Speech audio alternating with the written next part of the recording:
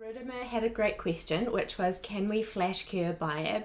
And Penny's answer was yes, 10 seconds should be fine for most brands, maybe 20 if it's a 2-minute cure.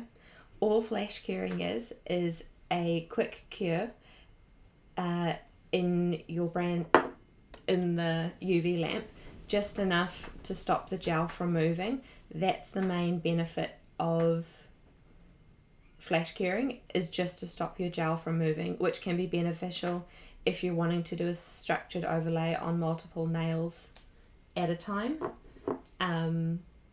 It stops it from moving, and then you can work on the next hand without the substantial overlay on the previous nail moving, and all it looks like is applying builder in a bottle to a nail and popping it inside the lamp for a few seconds, which on a cure box is a 5-second cure button.